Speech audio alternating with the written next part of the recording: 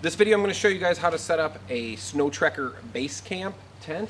There's not a lot of videos on YouTube on how to set up Snowtrekker tents, so I want to make this one. This is the 3-person, which is 9 feet by 11.5, and it's got an 84-inch ridge height. I'm 6'4", that's why I went with this model. There should be a bipod here that you use 2 sticks tied together to support this, but it's just here quickly, so it's not a big deal.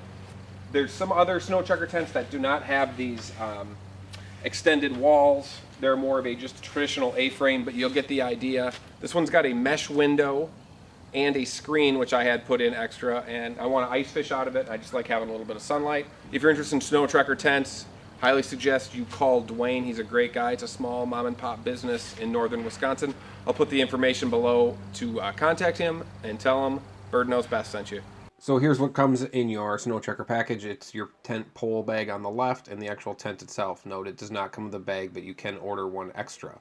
You can see here, the nice thing about the Snowtrekker is that there is paracord sewn into the tent pole bag, so you're not going to have to worry about losing that cord. And this is the same theme that continues out through the rest of the tent.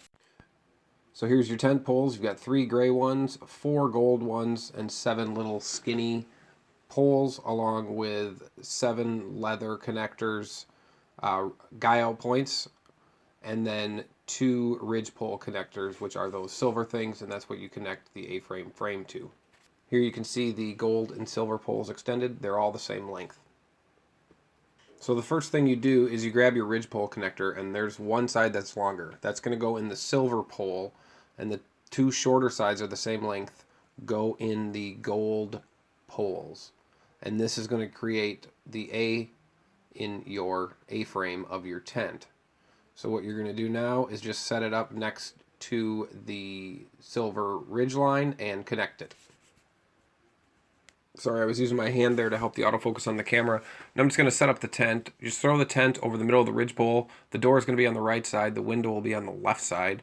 You kind of center it. I would say it probably takes 20 minutes for one person to set up the tent completely, and probably 10 minutes or less with 2 people to set it up. Once you do it once, it's really easy, and you just it just kind of feels natural the way to set it up. What I'm going to do here is wrong. I'm actually putting the legs in where you stake the tent out, which the legs go in some webbing on the inside of the tent. What I'm putting those on is actually for tent stakes, which are not included. So the next thing you're going to do is take the other 2 silver poles that you have, are the same as the ridge pole, and slide them through the side of your tent. And then you're going to grab those paracord leather grommets and slide the pole through those and then into the tent again.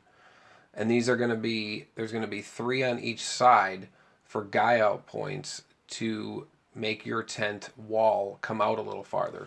So here's the 3 as they are. Then what you do is you take your skinny poles, there's 3 on each side, and then stick them in like so. And here's what those 3 look like all guyed out.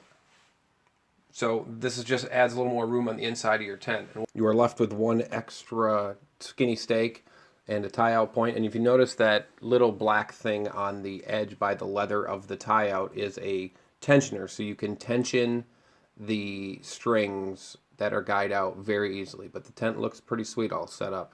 This black skirt here I would tuck in the shoulder seasons or when it's not snow, and then this is pulled out, so when there is a bunch of snow, you throw snow on that to help hold your tent out.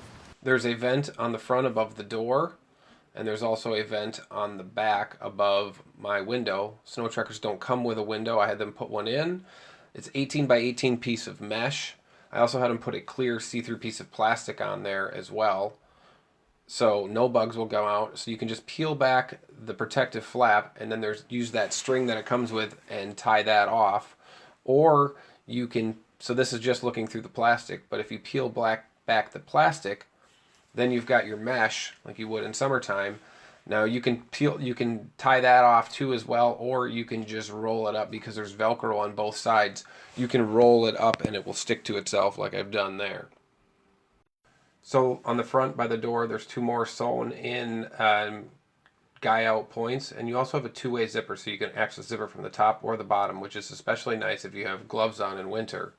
And then on the door, there's 2 more sewn in small skinny paracord so you can keep the door open, and there's one on each side of the tent. So if it is nice out, you can get a nice cool breeze or just a better view of the world through your door being open.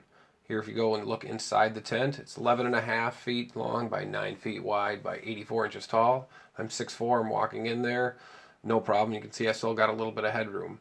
And there's what it looks like with the sweet stove in it, ready to be camped in.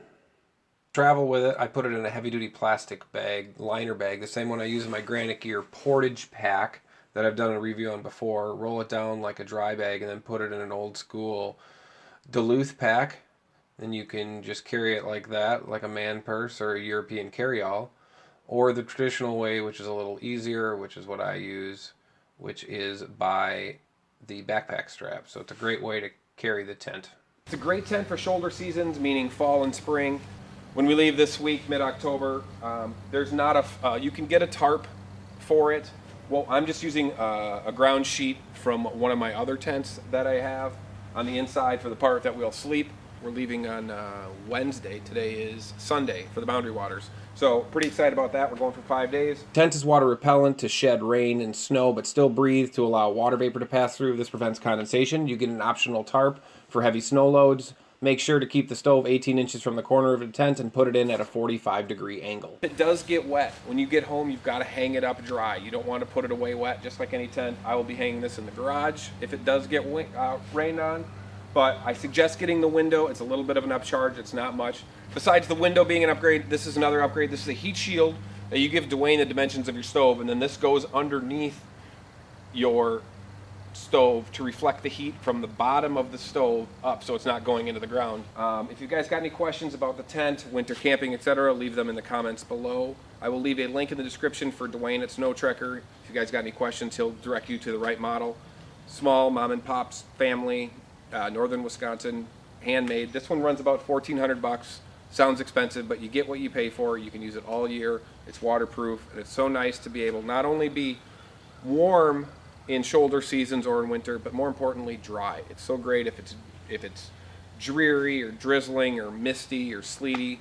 You can go in your tent, fire up your wood stove, be dry, and then use that ridge line to hang your gloves, your hat, your boots, your liners, whatever. So it's great to be dry, great to be warm, great to have a Snowtrekker tent. If you guys got any questions, like I said, leave them in the comments below. Hope you enjoyed this video, and until next time, hit subscribe, like, and caw.